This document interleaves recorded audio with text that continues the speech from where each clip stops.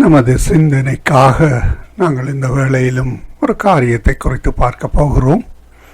இன்றைய நாளிலும் தெரிவு செய்யப்பட்ட காரியம் மகா சிவராத்திரி. மகா சிவராத்திரி என்று நாங்கள் அழைக்கப்படுகின்ற அந்த நாள் ஏன் கொண்டாடுகிறோம், எப்படி கொண்டாடுகிறோம், சிந்திப்போம், செயல்படுவோம். நமது நாட்டிலே நான் படித்தபடி மகா சிவராத்திரி என்று ஒரு நாளை கொண்டாடுவார்கள். அந்த நாளிலே இரவு நேரத்திலே நித்திரை முழித்து ஆலயத்திலே காத்திருப்போம். என்ன காரியத்துக்காக நாங்கள் அதங்கே இந்த இரவு நேர நித்திரை முழிப்பு என்று நாங்கள் ஆராய்வோமானால் 3 காரியத்தை நான் இங்கே குறிப்பிட விரும்புகிறேன். நாங்கள் படித்ததிலிருந்து இந்த காரியங்களை எடுத்து வருகிறேன். கேளுங்கள், தெளிவு பெறுங்கள், கர்த்தர் வழி நடத்துவாராக. ஆண்டவர் தாமே இந்த காரியங்களுக்கூடாக உங்களை வழி நடத்துவாராக. ஆமேன், ஆமேன். மகா சிவராத்திரி அந்த நாள் எப்படிப்பட்ட நாள்? கதைகளிலே காண்கிறோம். 3 விதமான காரியங்களை நான் அந்த வேளையில் எடுத்து வர விரும்புகிறேன். முதலிலே ஒரு வேடனுடைய கதை, அடுத்த காரியம்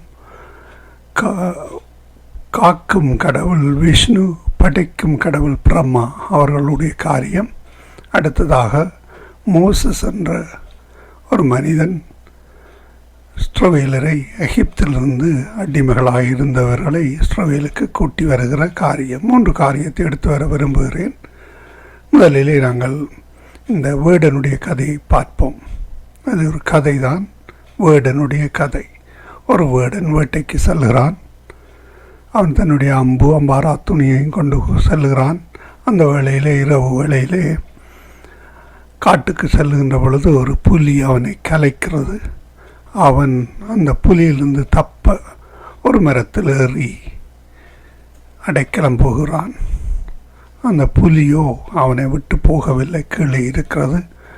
அந்த இரவு முழுக்க அவன் நித்திரை தூங்காமல் இருக்க வேண்டும். நித்திரை கொண்டால் சிறுவள்ளை விழுந்து விடுவான் கீழே. புலி அவனை உணவாக உண்டுவிடும். அதனாலே அவன் அந்த மரத்திலே இருந்து கொண்டு தன்னுடைய நித்திரை வராமல் இருப்பதற்காக ஒவ்வொரு இலையாக பிடுங்கி கீழே போடுகிறானாம். அந்த இரவு முழுக்க அந்த இலைகளை பிடுங்கி போட்டு அந்த நித்திரை காரியத்தை செய்கின்ற பொழுது விடிந்து விடுகிறது. இரவு முழுக்க அவன் நித்திர கொள்ளவில்லை. விடிந்த பொழுது பார்த்தால் அவன் பிடுங்கி போட்ட எல்லா இலைகளும் மரத்துக்கு கீழே இருந்த ஒரு லிங்கத்திலே விழுகிறதாம். அதனாலே அந்த நாள், இரவு நித்திரை முழித்த நாள், சிவராத்திரி என்று சொல்லி அதை கொண்டாடுகிறார்கள். அடுத்ததாக இன்னும் ஒரு கதை இருக்கிறது. அது படைக்கும் கடவுள் பிரம்மா, காக்கும் கடவுள் விஷ்ணு, 2 பேருக்கும் இடையிலே ஒரு காரியம் நடைபெறுகிறது. அவர்கள் படைக்கும் கடவுள் தான், ஆனால் அவர்களுக்குள்ளே ஒரு ஆணவம் வருகிறது. யார் பெரியவன் என்ற அந்த நான் என்ற எண்ணம். அப்பொழுது இருவரும் பல வருடங்களாக அவருடைய சேனைகளோடு இருபுறமிருந்து யுத்தம் செய்து கொண்டிருந்தார்களாம். அதாவது ஆகாயத்திலே பரலோகத்திலே என்று அழைக்கப்படுகிற அந்த இடத்திலே நடைபெறுகிறது. அந்த யுத்தம் பல வருடமாக நடைபெறுகிறது. ஆனாலும் ஒருவர் பன்றி மாதிரி வேடம் போட்டு உலகத்தை கிழித்து தான் பெரியவன் என்று காட்டுகிறது. மற்றவர் பறவை போல பறந்து எல்லா இடமும் பறந்து தானே பெரியவன் என்று இருவருக்கும் பல வருடங்களாக யுத்தம் நடைபெறுகிறதாம். இரு பக்கத்து சேனைகளையும் அணிவகுத்து சண்டை. அந்த ஒரு இரவிலே அவர்களுக்கு முன்னதாக ஒளிப்பிழம்பு வந்து நிற்கிறதாம். அந்த ஒளிப்பிழம்பு சொல்லுகிறது, நான் தான் முழு முதல் கடவுள் சிவன் என்று சொல்லி அந்த நடுவிலே வந்து நிற்கிறதாம். அது இரவு முழுக்க அங்கு ஒளிப்பிளம்பாக நின்றதாம். அதனாலே அவர்கள் யுத்தம் செய்ய முடியவில்லை. அது மட்டுமல்ல, அவர்கள் அப்பொழுதுதான் உணர்கிறார்கள் தாங்கள் இருவரும் பெரியவர்கள் அல்ல, அந்த ஒளிப்பிளம்பாக நின்றவர்தான் பெரியவர் என்று ஒரு காரியம் நடைபெறுகிறது. அதனாலே அவர்கள் தோற்று போய் தங்கள் தோல்வியை ஒற்றுக்கொண்டார்கள். அதுதான் சிவராத்திரி என்று, மகா சிவராத்திரி என்று கொண்டாடுகிறார்கள். இன்னும் ஒரு உண்மை சம்பவத்தை எடுத்து வர விரும்புகிறேன். அடுத்ததாக நாங்கள் 2 கதைகளை கேட்டோம். முதலிலே வேடன் தான் மட்டும் தன்னை காப்பாற்றுவதற்காக செய்த அந்த காரியம், அது தனிப்பட்ட காரியம், தன்னை காப்பாற்றுவதற்காக செய்த காரியம். மற்றவர்களுக்கு அதனாலே எந்த ஒரு பிரயோஜனமும் இல்லை. அடுத்ததாக இந்த கடவுள், 2 கடவுள் மாதிரி கடவுள்கள் சண்டை பிடிக்குமா? அப்படியாக கடவுள் இருக்கிறார்களா? அவற்றுக்கு முதல் கடவுள், மற்றது படைக்கும் கடவுள், காக்கும் கடவுள் என்று எத்தனையோ கடவுள்களை வைத்திருக்கிறோம். ஆனால் நமது வேதங்கள், நமது காரியங்கள் சொல்லுகிறது, ஒன்றான மெய்த்தேவன், ஒரு கடவுள், தேவன் ஒருவனே, அவனை தவிர வேறு ஒருவரும் இல்லை என்று சொல்லுகிறது. அவருக்கு எல்லாவற்றையும் கடந்தவர் கடவுள் என்று கூறப்பட்டிருக்கிறது. அப்படியாக கூறுகின்ற ஒரு காரியம் சிந்திப்போம். அடுத்ததாக இன்னும் ஒரு காரியத்தை எடுத்து வர விரும்புகிறேன். இஸ்ரவேலிலே ஒரு கிறிஸ்துவுக்கு முன் 1000-2000 வருடங்களுக்கு முன்னதாக ஒரு பஞ்சம் வருகிறது. அந்த பஞ்சத்திலே அவர்கள் 70 பேர் எகிப்துக்கு போகிறார்கள். எகிப்திலே அவருடைய ஒரு பிள்ளை பிரதம மந்திரி ஆகிறான். அந்த மகன் பெயர் யோசப். அவன் அந்த 70 பேரையும் பராமரித்து கோசோன் என்ற ஒரு நாட்டை கொடுக்கிறான் அவர்களுக்கு. அவர்கள் அங்கு பல்கி பெருகினார்கள். யோசேப்பு இறந்து விட்டான். அவன் பிரதம மந்திரியாக இருந்தான். அவன் இறந்து விட்டான். அவனுக்கு பின்னர் வந்த அரசர்கள், பார்வோன்கள் என்று அழைக்கப்படுகிற அரசர்கள். யோசேப்பு என்பவன் அந்த நாட்டிலே பஞ்சத்துக்கு 7 வருடம் பஞ்சம் வரப்போவதென்று ஆண்டவர் அவனுக்கு அறிவித்ததனால், அந்த பார்வோனுக்கு அறிவித்ததனால், அவன் 7 வருடத்துக்கு தேவையான உணவுகளை சேமித்து வைத்திருந்தான். அதனாலே அவனுக்கு அந்த தரிசனத்தின் மூலம் பெற்ற அந்த காரியத்திலே 7 வருஷம் அவன் அந்த உணவுகளை சேமித்து வைத்து பஞ்சகாலம் முடியும் வரை எல்லா நாடுகளுக்கும் உதவி செய்தான். ஆனால் அவன் இறந்து போனான். அந்த பார்வோனும் இறந்து போனான். பின்னதாக 450 வருடங்கள் அந்த மக்கள் 70 பேராக போனவர்கள் 25 லட்சமாக பெருகினார்கள். புருஷன்மார், ஆண்கள், பெண்கள், பிள்ளைகள், வயது போனவர்கள் 25 லட்சம் பேராக இருந்தார்கள். அவர்கள் கோசோன் என்ற நாட்டிலே பல்கி பெருகி அங்கு உணவு உற்பத்தி செய்வார்கள். ஆனால் அந்த பார்வோன், புதிதாக வந்த பார்வோன், அவர்களை அடிமைப்படுத்தினான். அவர்கள் கூக்குரலிட்ட போது ஆண்டவர் என்ன செய்தார்? மோசே என்றவனை எழுப்பினார். மோசே என்பவன் அவர்களுக்காக ஆண்டவரிடம் வேண்டி 10 வாதைகளை அந்த நாட்டிலே கொண்டு வருகிறான். அந்த 10 வாதையிலே 10வது வாதை மிகவும் கொடிதான, கடூரமான ஒரு வாதை, தலைப்பிள்ளை சங்காரம்.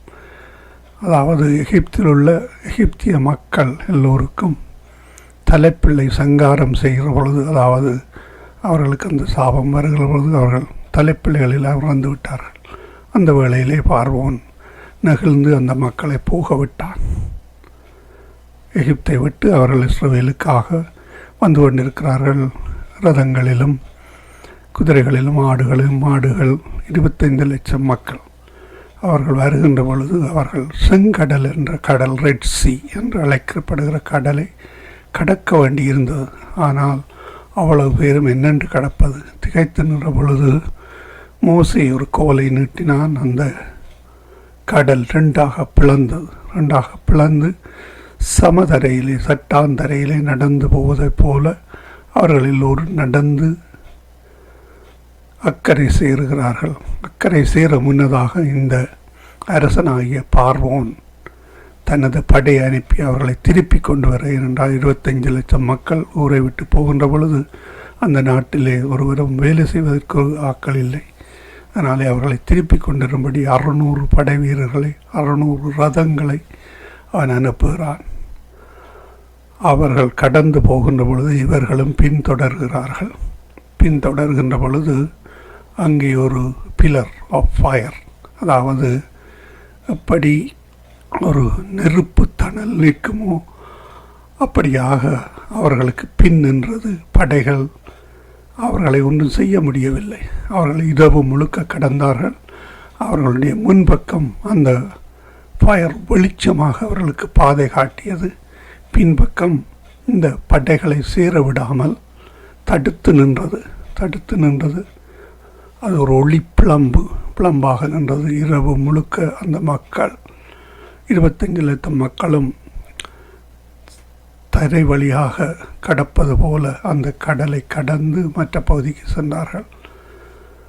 அதன் பின்னதாக அவர்கள் இஸ்ரவேலை நோக்கி பயணமாகிறார்கள். அப்படியானால் இந்த ஒளிப்பிளம்பாக நின்ற கதை, அப்படியாக ஒளிப்பிளம்பாக அங்கே நின்ற காரியம் உண்மையாக நடந்த காரியம். அந்த இரவு 25 லட்சம் மக்களை காப்பாற்றியது. அந்த ஆண்டவர் அனுப்பிய அந்த ஒளிப்பிளம்பு காவலாக நின்று அவர்களை தப்புவித்தது. ஆனாலோ அவர்கள் கடந்து முடிந்த பின்னர் தொடர்ந்த அந்த படைகள் அவ்வளவு உயரும் இந்த கடலுக்குள்ளே அமர்ந்தார்கள். ஆண்டவர் அந்த கடலை திரும்பமாக கடலாக சமமாக மாற்றிவிட்டார். அங்கு பிளந்து நின்ற தண்ணீர் மூடிக்கொண்டவர்களை அவ்வளவு பேரும் இறந்தார்கள். இந்த இரவு மகா பெரிய இரவாக அவர்களுக்கு இருந்தது.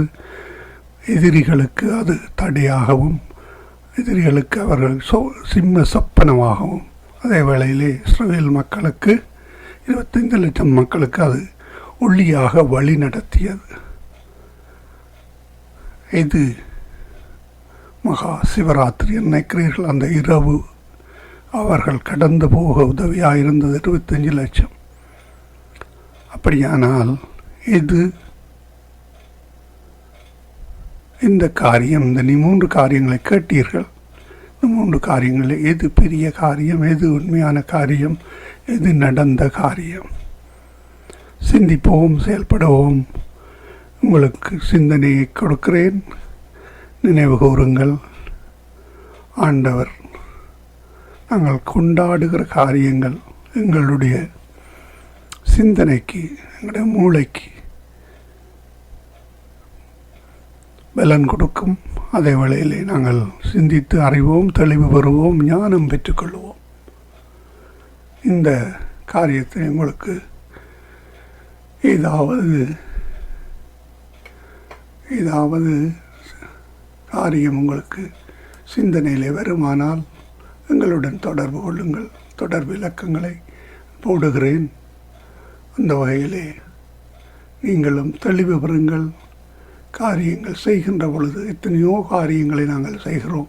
இவை யாவும் எங்கிருந்து வந்தது? இஸ்ரவேலிலிருந்து வந்தது. இதோ அந்த கடலை, செங்கடல், ரெட் சீயை பிரித்த காட்சி. இதோ இந்த மனிதன் மரத்தில் இருந்து செய்த காரியம். ஒளிப்பிளம்பாக நின்ற அந்த பில்லர் ஆஃப் ஃபயர்.